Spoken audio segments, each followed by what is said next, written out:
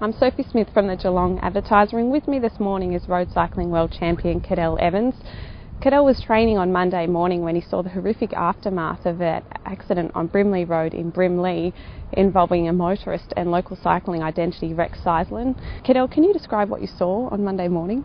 I was just going out for my normal training ride as I do, came across and came going along Brimley Road and just saw a lot of cars and a lot of things stopped. A lot of people stopped and looking around. I thought, this doesn't look good, and of course, just to go and make sure everything's under control. And then that's where I saw Rex and the two guys he was riding with. They were lying on the side of the road, and there were a lot of people who'd stopped and to give assistance and so on.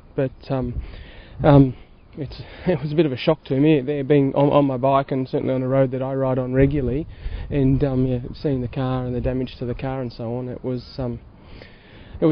all a bit of a big shock, but most of all, people stopped, called the ambulance and so on, and at that point there's nothing I can do to help. But in all, I walked away from it very shaken. Between motorists and cyclists is sort of making a bit of a concentrating on maybe narrowing it down a bit when we speak about animosity. I'd like to think that road users in general could be a bit more tolerant, whether they're driving a truck or a car or a bike or whatever.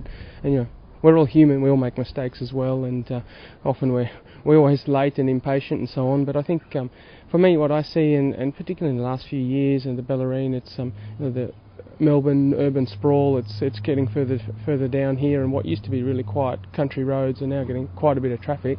Compared to other places in the world, we have very large roads. We don't have much traffic on our roads. Australia being such a thin spread of population, it's our roads aren't actually that busy compared to other places in the world, but people's attitudes are a little bit narrow-minded, and I'd say selfish. And here I speak for all road users in general, and I'm sure anyone, whether they're riding a bike or driving a car or whatever, they have problems with other people in cars, on bike, with other road users. And I think this is just an attitude that people just need to sort of take a step back. To me, it's the education and attitude of road users in general, I think, in Australia, that's where there's the biggest area for improvement.